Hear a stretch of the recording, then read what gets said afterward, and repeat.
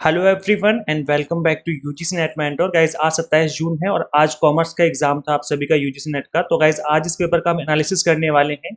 हम देखेंगे किस तरह के क्वेश्चन पूछे गए हैं, पेपर का टफनेस लेवल कैसा रहा है, एक्सपेक्टेड कट ऑफ कितनी जा सकती है इस बार और सेफ स्कोर कितना रह सकता है। सो गाइस मेक श्योर आप इस वीडियो को एंड तक जरूर देखें ताकि आपको हर चीज अच्छे से समझ में आ जाए।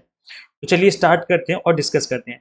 सबसे पहले हम कुछ टॉपिक्स डिस्कस करेंगे कि किस किन टॉपिक्स पे क्वेश्चन बने थे। अब देखो गाइस सारे टॉपिक तो याद नहीं रहेंगे क्योंकि ऑनलाइन एग्जाम हुआ है, तो जो स्टूडेंट्स ने कन्वे करे मैंने यहाँ पे डाल दिए हैं। बाकी आप लोग मुझे कमेंट करके बता सकते हैं कि और किस तरह के क्वेश्चन आपके एग्जाम में पूछे गए थे। जितना मैंने स्टूडेंट से फीडबैक लिया है अभी तक उतना मैं बता पाऊंगा आज की इस वीडियो में। इसके अलावा गाइस देखो मैंने आप सभी के लिए ना पोल क्रिएट कर दिया है। आप देखेंगे चैनल के पोस्ट वाले सेक्शन में जाना, यहाँ पे आप देखेंगे एक मैंने पोल क्रिएट किया है, how was your UGC net commerce June exam. इसमें मैंने पूछा आपसे इजी, मॉडरेट, टफ या वेरी टफ। तो आप लोग इसमें वोट करें, फिर देखते हैं कि कितने परसेंटेज से कैंडिडेट्स क्या आंसर कर रहे हैं। उसके बेसिस पे हम लोग और मतलब और अच्छे से प्रिडिक्ट करने की कोशिश करेंगे कि कितनी कट ऑफ रह सकती है। तो वैसे जितना मैंने स्टूडेंट से पूछा है अभी तक फीडबैक लिया है उसके बेसिस पे हम बात करेंगे आज की इस वीडियो में। तो वैसे देखो कैपिटल बजटिंग थ्योरीज पे क्वेश्चन बना है, कॉस्ट ऑफ कैपिटल पे क्वेश्चन बना है, इनकम टैक्स सेक्शन के ऊपर क्वेश्चन बनते हैं, जैसे डिडक्शन नहीं पूछे जाते कि सेक्शन 80C या 80U इससे रिलेटेड क्वेश्चन बने थे आज के एग्जाम में। पीवी रेशियो जो वाला आपका टॉपिक है, इससे क्वेश्चन पूछा गया था डिजायर्ड लेवल ऑफ प्रॉफिट, कि डिजायर्ड लेवल ऑफ प्रॉफिट आपको दिया हुआ था, पूछी गई थी क्वांटिटी की, कितनी क्वांटिटी सेल करनी पड़ेगी जिससे हम इतना प्रॉफिट कमा पाए। तो इससे रिलेटेड क्वेश्चन था, ये इजी क्वेश्चन रहा होगा, आई थिंक बन गया होगा। डिविडेंड थ्योरी पे क्वेश्चन था और इसके अलावा रीजनल इंटीग्रेशन पे क्वेश्चन पूछे हुए थे आपके एग्जाम में। आईडीबीआई, सिडबी, आईएफसीआई एक्सेट्रा की क्रोनोलॉजी पूछी हुई थी कि कौन पहले बना कौन बाद में बना है। तो इससे रिलेटेड क्वेश्चन बना था आज आपके एग्जाम में। इसके अलावा एसबीआई का एस्टेब्लिशमेंट ईयर पूछा गया था कि कौन सी ईयर में एसबीआई बनी थी। तो 2000, आई थिंक 2000 बोल रहा हूँ, 1955 आ जाएगा इसमें। 1955, 1955। वैसे तो 1935 में ही बन गई थी ये, तब ये इंपीरियल बैंक ऑफ इंडिया के नाम से जानी जाती थी। बाद में इसको नेशनलाइज किया गया 1955 में और फिर इसको नाम दिया गया स्टेट बैंक ऑफ इंडिया। तो 1955 आएगा इसका आंसर। कार्ल पियर्सन कॉफिशिएंट का फॉर्मूला था। अभी जो फॉर्मूले थे ना, ये कॉफिशिएंट के फॉर्मूले गिवन थे मैच ऑफ द फॉलोइंग में। यहाँ पर अलग अलग कॉफिशिएंट के नेम गिवन थे और यहाँ पर फॉर्मूले गिवन थे, आपको मैच करना था कि कौन सा फॉर्मूला किससे रिलेटेड है। तो ये इजी क्वेश्चन था, आई थिंक बन गया होगा। राइट्स ऑफ अनपेड सेलर से क्वेश्चन पूछा हुआ था कि क्या क्या राइट्स होते हैं इसके। तो इससे रिलेटेड क्वेश्चन था। एलएलपी के ऊपर दो क्वेश्चन पूछे गए थे, एक तो इसका इनकॉर्पोरेशन का प्रोसेस पूछा गया था और एक लिक्विडेशन का प्रोसेस पूछा गया था कि कौन कौन इसको लिक्विडेट करने के लिए ट्रिब्यूनल में मतलब वो लाइक एप्लीकेशन लगा सकता है या फिर बोल सकता है। न्यू प्रोडक्ट डेवलपमेंट प्रोसेस, भाई ये तो रटा रटाया क्वेश्चन है, हर बार मतलब most of the time exam में बनता है कि न्यू प्रोडक्ट डेवलपमेंट में का क्या प्रोसेस रहता है।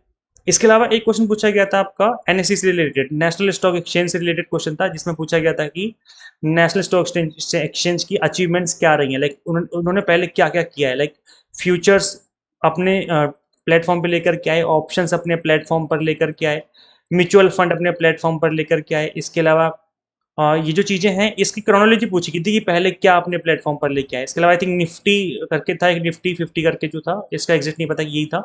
तो इसकी क्रोनोलॉजी पूछी हुई थी कि पहले क्या आया इस प्लेटफॉर्म पर, बाद में क्या आया, और इससे रिलेटेड क्वेश्चन आपके एग्जाम में पूछा हुआ था। इसके अलावा नाफ्टा ट्रेड एग्रीमेंट्स में पूछा गया था कि कौन कौन सी कंट्रीज आती हैं इसके अंदर। तो आप सभी को पता है कि इसके अंदर कंट्री आती है यूएस, कनाडा और मैक्सिको, ये 3 कंट्रियां आती हैं। सार्क, एशियान, ईयू का क्रोनोलॉजी ऑर्डर पूछा गया था कि कौन पहले बना कौन बाद में बना। तो सबसे पहले ईयू ही बना था, उसके बाद फिर आपका एशियन बना, फिर बाद में सार्क बना है। तो इस तरह के क्वेश्चन था एग्जाम में। आरसी 2 पूछे हुए थे और हर बार 2 आरसी पूछे जाते हैं। अब एक मॉडरेट लेवल का था जिसके आंसर आपके पैसेज में गिवन नहीं थे, मतलब उसके आंसर आपको खुद से ही करने थे। पैसेज से रिलेटेड क्वेश्चन थे लेकिन आंसर पैसेज में गिवन नहीं थे, उसके आंसर आपको खुद करने थे। और एक इजी था, इसके ज्यादातर क्वेश्चन आपको मिल जाते थे पैसेज में। इस तरीके से स्टूडेंट्स ने बताया है कि 2 आरसी थे, एक मॉडरेट लेवल का था और एक थोड़ा इजी लेवल का था। तो ऐसे देखो कंपैरेटिवली लास्ट ईयर के कंपैरिजन में पेपर जो है मुझे लगता है कि इजी टू मॉडरेट रहा है, जबकि लास्ट ईयर मॉडरेट से टफ लेवल का पेपर बना था। तो उसके कंपैरिजन में इस बार जो चांसेस है कट ऑफ के नीचे जाने के, ज्यादा जाने के चांसेस लग रहे हैं, बिकॉज इस बार इजी टू मॉडरेट बना है, क्योंकि काफी सारे क्वेश्चन ऐसे थे जो कि बहुत इजी डाल दिए गए थे, आराम से स्टूडेंट्स बना सकते हैं। अच्छा, अब हम बात कर लेते हैं कट ऑफ की और सेफ स्कोर की, और 300 मार्क्स में से मतलब आउट ऑफ 300 आपको कितना स्कोर करना पड़ेगा जिससे आपका एग्जाम क्रैक होने के चांसेस बढ़ जाएंगे। लेकिन इससे पहले मैं इस बारे में डिस्कशन करूं, मैं आपको बता दूं कि यहाँ पर कॉमर्स के जो लास्ट बैच के टॉपर थे हमारे, इन्होंने 99.98 परसेंटाइल स्कोर किया था। ये कॉमर्स के टॉपर थे, आप इनका इंटरव्यू देख सकते हैं, मैंने इनका इंटरव्यू कंडक्ट किया था अपने चैनल पे। और इसके अलावा यहाँ पर आप देख सकते हो अदर स्टूडेंट्स 99.71, 99.803, 99.46 इस तरीके से स्टूडेंट्स ने स्कोर किया था। तो जब मैंने इनका इंटरव्यू कंडक्ट किया था तब इनका इनका जो फीडबैक था उस टाइम पर ये था कि सर जो पेपर था वो मॉडरेट से टफ लेवल की तरफ था। तो इनके फीडबैक के बेसिस पे जो हमने कट ऑफ प्रेडिक्ट की थी उसके आसपास ही कट ऑफ गई थी आपकी। और वही वही मैं दोबारा कर रहा हूँ, आप लोगों के फीडबैक पर ही आप लोगों की कट ऑफ में प्रेडिक्ट करने वाला हूँ। तो इसके लिए मैंने आप सभी को मैंने बता दिया है कि चैनल पे एक मैंने पोल क्रिएट किया है। पहले तो आप लोग सभी लोग इस पोल में पार्टिसिपेशन करो और इससे हमें पता चलेगा कि कितने स्टूडेंट्स को कैसा पेपर लगा है, उसके बाद ही हम और इन डेप्थ बात कर पाएंगे। लेकिन गाइस देखो, कॉमर्स जो है अब इस तरीके का पेपर बन रहा है कि आप रट के नहीं जा सकते। मतलब रट के जाओगे तो क्वेश्चन करना थोड़ा मुश्किल हो जाएगा, आपको कॉन्सेप्ट समझने ही पड़ेंगे। अगर आपने एक बार कॉन्सेप्ट समझ लिए और उनकी रिवीजन कर ली, अगर आपने ये दो काम कर लिए तो गाइस बिलीव मी आपका एग्जाम क्रैक होने से कोई नहीं रोक सकता। और ये काम तभी हो पाएगा जब आप स्टार्टिंग से स्टडी करो। अगर आप डेडिकेटेड तरीके से 5 से 6 महीने अगर आप दे देते हो, जिसमें आपको 3 से 4 महीने में आपको सिलेबस फिनिश करो आराम आराम से, एक एक टॉपिक अच्छे से पढ़ो, फिर आप रिवीजन करो बचे हुए टाइम में, तो ये एकदम दुनिया की बेस्ट स्ट्रेटेजी, इससे अच्छी स्ट्रेटेजी हो ही नहीं सकती। तो इसलिए आप अभी से अपनी प्रिपरेशन करना स्टार्ट कर सकते हो। हम कट ऑफ की बात करेंगे 2 मिनट बाद, पहले हम बात कर लेते हैं कोर्सेज की। वैसे देखो, paper 1 commerce management pol science हम आपको पढ़ाते हैं अपने इस प्लेटफॉर्म पर, और गाइस कंप्लीट कंटेंट आपको एग्जाम टारगेटेड प्रोवाइड करवाते हैं।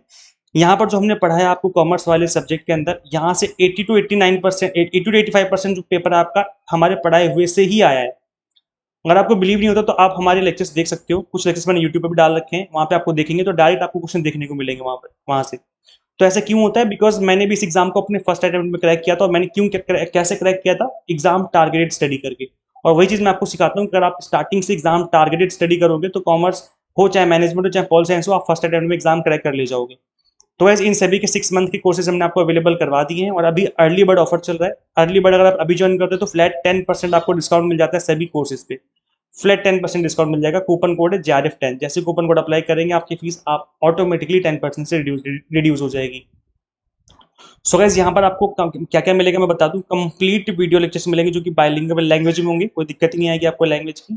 इसके अलावा आपको यहाँ पर 100 मॉक टेस्ट मिल जाते हैं प्रैक्टिस करने के लिए। अब मैं जो बता दूं, मॉक टेस्ट जो है ये यूनिट वाइज मॉक टेस्ट भी है और फुल लेंथ मॉक टेस्ट भी है, ताकि आपकी हर एक यूनिट अच्छे से प्रिपेयर हो जाए और फुल लेंथ आपको प्रैक्टिस भी आपको करने को मिल जाए। इसके अलावा PDF नोट्स है जिनको आप डाउनलोड कर सकते हो और प्रिंट आउट भी निकाल सकते हो। Guys it's allowed, print out भी निकाल सकते हो, कंप्लीट तरीके से आप डाउनलोड करके प्रिंट आउट निकाल सकते हो, कोई दिक्कत नहीं है।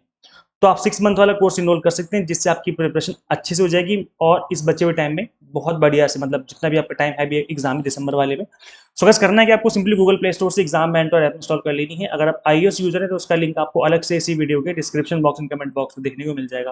अब हम आते हैं अपने पॉइंट पे कि भाई इस बार का सेव स्कोर कितना रह सकता है और आपका आउट ऑफ 300 आप कितना स्कोर करेंगे कि आपका एग्जाम क्रैक हो जाए। तो वैसे देखो, अगर आप जनरल कैटेगरी से बिलोंग करते हो तो ऐसे में आउट ऑफ 300, मतलब हम चलो क्वेश्चन की बात कर लेते हैं कि 150 क्वेश्चन है। इसमें अगर आप जनरल कैटेगरी से बिलोंग करते हो तो अगर आपने 100 क्वेश्चन सही किए हैं तो आपके नेट के चांस है कि आपका नेट हो जाएगा। और अगर आपने 110 प्लस क्वेश्चन सही किए हैं तो चांसेस है कि आपका JRF हो जाएगा। ये मैं जनरल कैटेगरी की बता रहा हूँ। अगर आप OBC कैटेगरी से बिलोंग करते हो तो इसमें आप 2-3 क्वेश्चन कम कर लीजिए। जैसे 150 में से आप अपनी कैटेगरी में 95 क्वेश्चन के आसपास, 95-96 क्वेश्चन के आसपास मान के चलो। और अगर आप JRF के लिए उम्मीद कर रहे हो तो आप मान के चलो कि 100 क्वेश्चन या 102 क्वेश्चन के आसपास आप मान के चलो। अगर इतना सही है 102 प्लस क्वेश्चन तो आपके JRF के चांसेस हैं। बाकी जो कैटेगरीज हैं लाइक SC ST OBC, उसमें से आप इसी में से 2-2 4-4 क्वेश्चन और कम कर दोगे तो आपके सब्जेक्ट कैटेगरी का भी आइडिया लग जाएगा।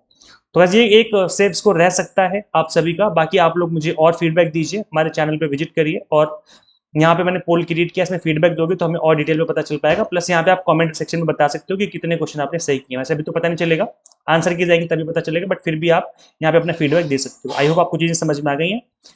अब देखो गाइज, फटाफट से इस ऐप को इंस्टॉल कर लीजिए अपने मोबाइल फोन में और अपनी प्रिपरेशन स्टार्ट कर लीजिए। Exam targeted JRF10 coupon code है, जैसे कूपन कोड अप्लाई करेंगे आपकी फीस ऑटोमेटिकली 10% से रिड्यूस हो जाएगी। Share this video with all NET aspirants and subscribe for UGC NET update and PhD related updates. Guys मिलते हैं फिर नेक्स्ट वीडियो में। Till then keep watching UGC NET mentor. Thank you so much.